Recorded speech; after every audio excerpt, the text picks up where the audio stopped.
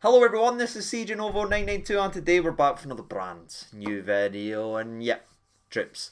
We're here to talk about Frank Lampard. I looked up because I thought the writing was there, but no, let's leave it there, people. We're here to talk about Frank Lampard, or as some may know him as Super Frank Lampard, and we may need to know him as that in a very short time. But I want to talk about the video and I want to talk about the fact that I'm already making this video because I know, given how we usually do the Rangers rumours regarding the players, about a week later they're usually picking up the shirt and people might see this video and they'll go, oh no, CJ, that means Lampard's definite. CJ, I didn't know anything.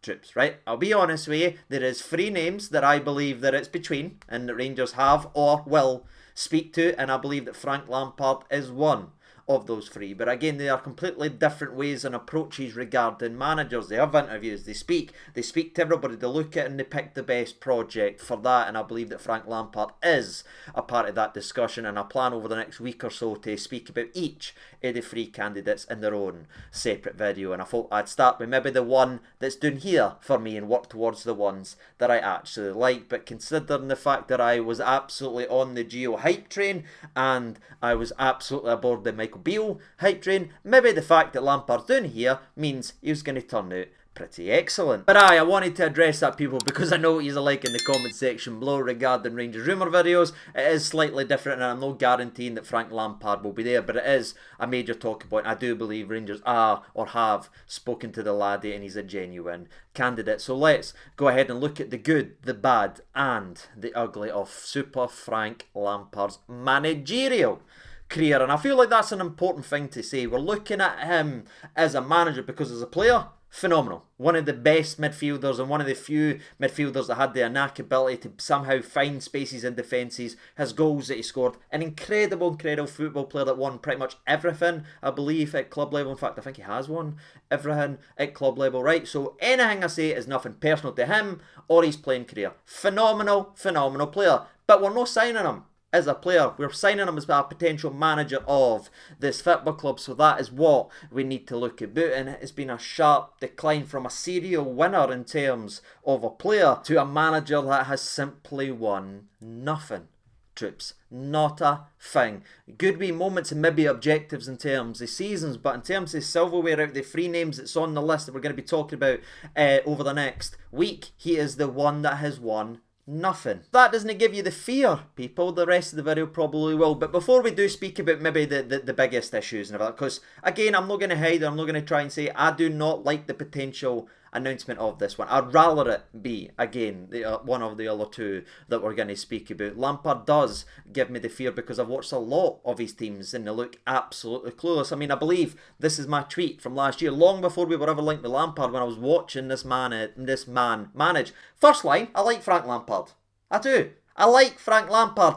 It's the rest of it that's probably a bit of an issue, and I'm not going to change my tune now. I'm not really sure what he's asking of his players, but there is a storyline to be had, and there is a clear story of his career, what we've seen, what he's now spoken about in recent interviews, and obviously we're going to go into all of that. And again, we're going to start off with positives, right? Really short bullet points right here, people. If you, the Rangers fan, want a manager to come in and give youth an opportunity to maybe drop established players in favour of youth players, of the three managers that I believe Rangers are interested in, Lampard's probably the one for that. If you want the Leon Kings, the Bailey Rices, the Alex Lowrys to be a mainstay in a Rangers team and have a manager not scared of taking established players out and playing them week in and week out, Lampard is probably the one for you, because if there is one thing you can say about the man's managerial career, he has made that decision and backed that decision. The likes of the Billy Gilmores and the Mason Mounts and everything, not only at Derby for Mason Mount, but then at Chelsea, and he was getting so much flack. How can you drop this established player? How can you drop this to give this young player and this young player a chance?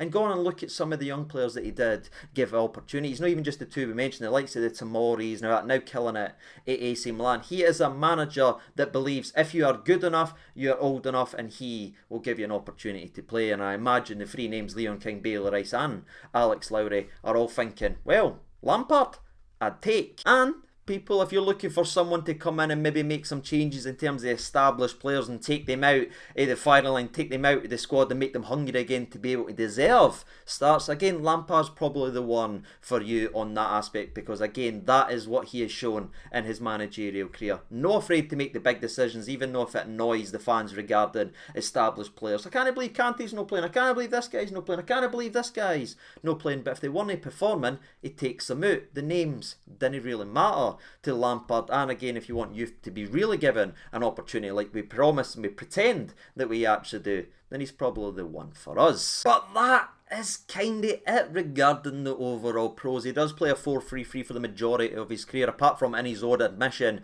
in a recent interview with Sky Sports. He was forced to change away from that during his second season at Chelsea because of the management of bringing players in and being asked to play certain players, which we'll speak about in the next couple of minutes. But let's talk about right off the bat, right? He is a markable name because we can't speak about Frank Lampard without mentioning Steven Gerrard. Not only have they been tied together throughout their entire playing career, and it's always been, who do you like better? Is it Gerrard? Is it Lampard? Is it toe-sucking Paul Scholes? It doesn't matter, people. They've been tied together, and that's continued in to their managerial career. And it is quite funny to look at, because once Gerrard first came here, and he kind of like struggled these first couple of years and everything, like, wasn't he winning anything at all and everything like that, everyone was applauding and saying Lampard's the much better manager because he's doing well at Derby, he's got them playing a certain way, he's doing alright. And then obviously Gerrard went undefeated, won the league and started playing in European latter stages. Then it went like this, and then both of them were given an opportunity to then manage at the same time in the Premier League, and both of them failed miserably, troops. So now no one's no longer having a conversation saying what manager, who's the better manager to. I think everyone probably agrees that they're both not very good at that aspect, and again, you can't really argue given the record in the top flight of English football. But again, he is a name, people, and he is a market, and it would bring some major exposure the exact same way as a Steven Gerrard, and I'm sure that's one of the reasons. It's no the way we think of it, like a footballing way. I don't think the board will be sitting there saying, aye, but Alex Lowry could play and Leon King could play. They'll be looking at, well, Gerrard sold a lot of tickets and got a lot of exposure and helped us with TV deals and kit deals and everything like that. Maybe Frank Lampard, who again is another global superstar, will bring that in. It certainly makes sense from a financial point of view, but it doesn't necessarily mean it's the right decision as a managerial candidate. And for me, it's no the same as when we appointed Steven Gerrard, despite it looking so on paper. Gerrard was a highly rated and highly talked about coach at that time, who was given his first opportunity, maybe early, maybe it was a gamble, troops, but he ended up doing us a good turn, in my personal opinion, in translating what he was able to do. Start over a year undefeated in Old Firm games, beating them this, beating them that, winning the league, blah blah blah, right? So he done well for us. If you look at where Lampard is right now, it's not the exact same. They're not both highly touted coaches that wants an opportunity like it was when we gave Gerrard that. No, Frank Lampard, let's just call it as, he is in a complete managerial disaster class of a spiral. His stock is only going down because of his last couple years of management. So for me, to the comments and the conversation I've seen at Twitter, CJ, look what happened with Gerrard. It's the exact same. We gave Gerrard a chance, let's give Lampard a chance. For me, it's not the same. Gerrard was talked up as a coach who was waiting for his first opportunity. Lampard, quite clearly, on the way down. And now we get to the point that we start breaking down year upon year and club by club, because again, we're not just going to read the bullet points and give you very little information. I'm going to try and give you everything you need to know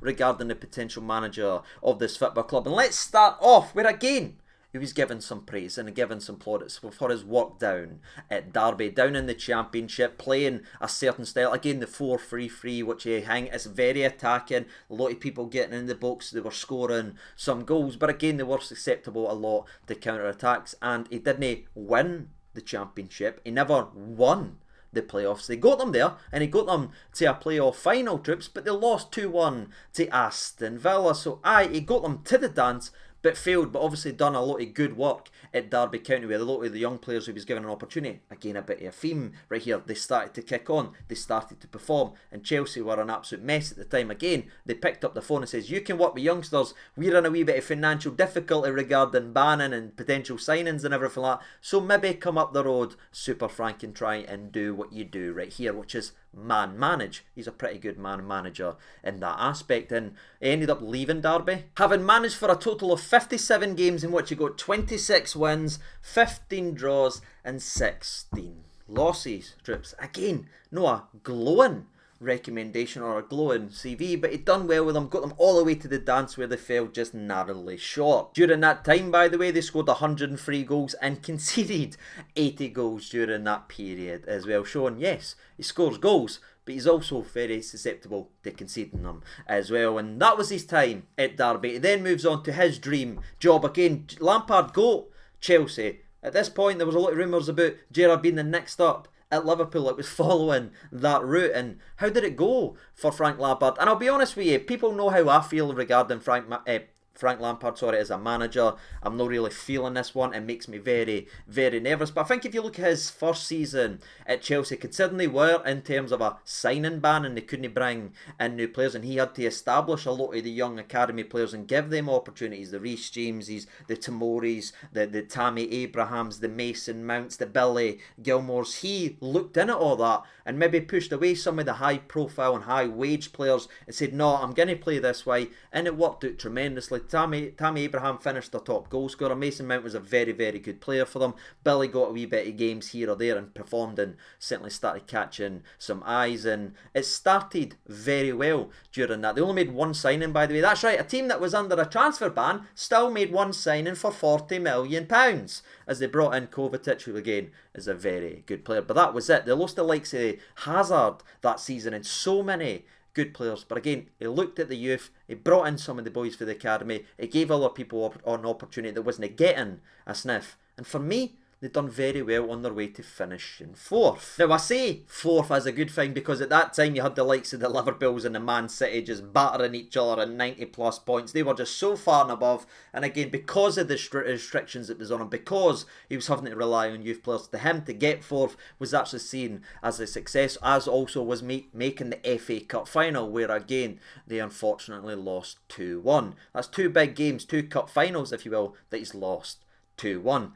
Disney fill me with confidence, but he done well that season. The next season is the season that pretty much everyone actually knows. They sort of overlook what he'd done in his first season because the transfer ban was over. They just started signing everybody under the sun, and in his most recent interview with Jamie Carragher on Sky Sports, he spoke about this time. He was talking about he established with a lot of the young players the 4-3-3 he wanted to play, a future. He saw the team right there. That is what he wanted to play, that style of football with the players. Then the club went ahead and signed about 75 players and said, we want the Kai Havertz to play, we want this guy to play, we want this guy to play. They started spending the money, and Frank Lampard admits he never really had a conversation or a say in those signings. A couple of them, like the Chilwell, that's what he said he wanted in the team, and he did get that, but there was players that was signed that he did not want in terms of that, and he had to find a way. As he said, he never knew what Kai Havertz's best position was. He never knew this, so he had to change and tweak his style of play, not being sure on the team of Werners if he would fit what he was trying to build, because again, it was built on Tammy Abraham being a beast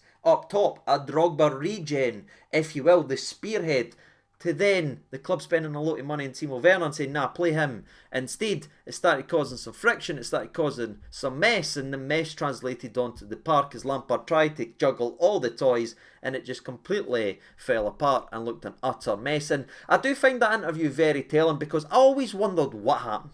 Because if he'd been so structured for his first couple of years at Derby and Chelsea, his first season that is, to being a tactical mess in his second season, and now makes sense. His interviews talked about it. He says he was told to play second place. He had to find out solutions to these players, and aye, it makes sense. It's interesting. There's always two sides of the old story, and we're starting to get the other one a little bit new. But aye, it was tragic, and it was sear to watch, especially some of the runs. But they did sort of go on a 17-match run undefeated, but he did end up losing to both Everton and Wolves, and then Arsenal, and the writing was on the wall as he was sacked in January. But he was sacked having managed 28 games with 15 wins, 7 draws and 6 losses, which again, when you're a Chelsea Football Club, want to kick on. Once you've spent that money, the expectations rise to close and catch the Man Cities and the Liverpools, which looking back, it's quite embarrassing. They actually thought they could with the likes of the Kai Havertz and the Timo Werner. You're going to catch the Man City and the Liverpool side at that time. That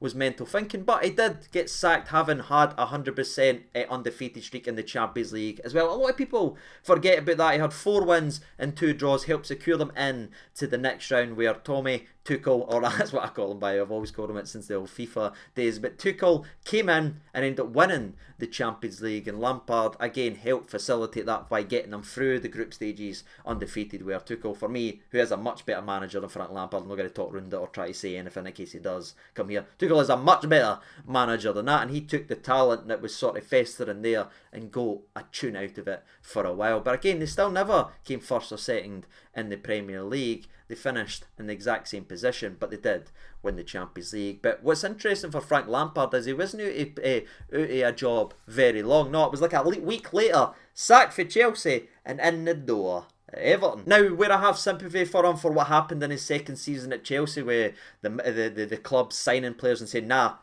play with this, figure this out, I don't think the same's really been said about Everton, and this is where he was truly a mess, and it just didn't work out. I guess if you're being fair, even the likes of Sean Dyche, Mr. Safe Hands himself, the guy that was expected to steady the ship and really make Everton son, still can't figure the Rubik's Cubes of Everton Football Club arched out. So maybe we are being a little bit too harsh on Frank Lampard, but his time at Everton was a mess, despite them maybe ticking the objective that was in after taking over from Rafa Benitez and Duncan Ferguson. Of course, he was just there for about a 1 game or 2 games. The job was to keep them safe from relegation.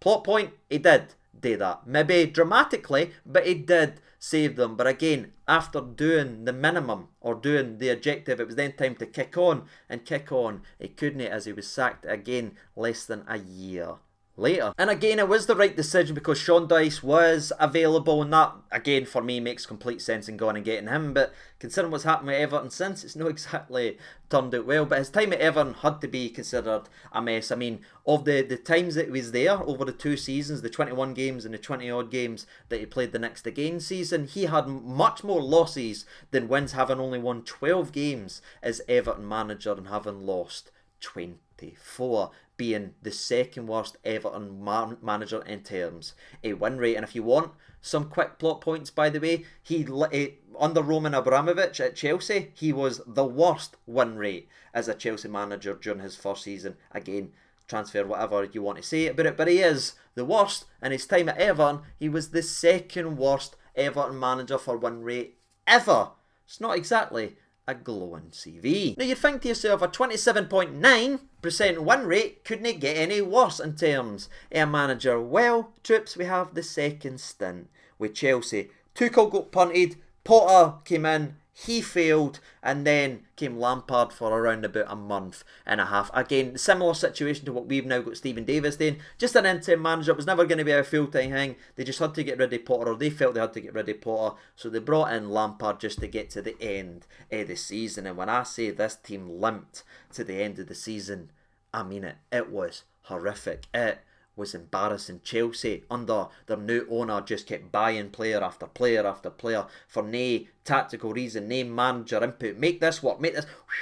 Over $1 billion spent, and they couldn't kick their own arses. He had 1 win in 11 games, troops. 1 win.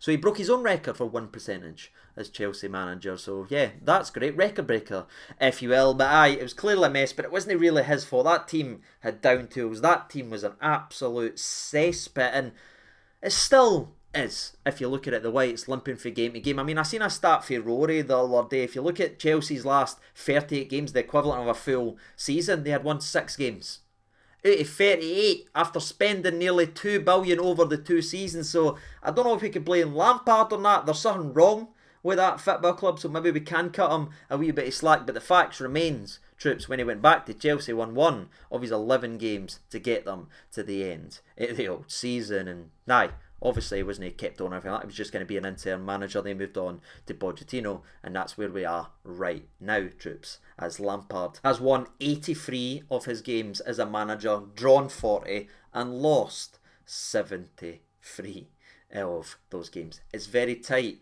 in that situation, but that is his manager. He's certainly experienced, he's certainly been in some tough situations, and if you want to cut him some slack, there has been circumstances behind the scenes and stuff that's been going wrong in that. I mean, he's not took an easy job, you know what I mean? Taking Derby to the playoff final was very good. Taking Chelsea when nobody else wanted Chelsea because of the transfer ban, he done really well. Then he went to what is, again, just a shit show in terms of Everton. Went there, done what he done, kept them barely in the league, then got punted, and he was willing to go back to Chelsea despite everything, despite them sacking 2 managers that season to get them over the line. So he's certainly not scared of a challenge, and maybe you can speak about his character, but that has been his managerial career. That is how it's went. That is the story. He's not won anything. He's not got a track record of winning anything. Again, he does play a 4-3-3. That's the play style. So yes, it's a natural fit for this. But if I'm honest, I'm a little bit disappointed because yes, it fits and that's all we ever play.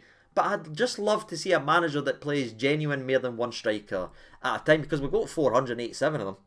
You know what I mean? So, aye, that's the Frank Lampard video. That is his footballing CV. That is his managerial CV, I should say. And that could be the next Rangers manager. Now I hand the reins over to you. What do you think about this? Do you want Frank Lampard as your manager? Have you seen enough? Have you heard enough? Do you think he could turn it around, being at a team like Rangers, given an opportunity, given the players that he wants, etc, etc? Will he be able to turn it round and become a success at this football club? It'd certainly be a big call by the board. If I'm honest, I would be surprised if they go with it because of the negative toxicity that's already around the place, and fans aren't exactly buzzing about Lampard. But there is a small minority of the support that I'm seeing that is very excited about the possibility of Lampard, and taking for what my own frustrations are to one side. I guess if you want youth to be played and big names to be dropped out the starting 11, Lampard's probably the guy to do that, as he's done it his entire career. But that is all I've got to say. That is one of the 3 that we're going to be talking about. Let me know if it's a yes or a no. I've been Sage Over 92. Thank you so much for watching. All the best and bye bye.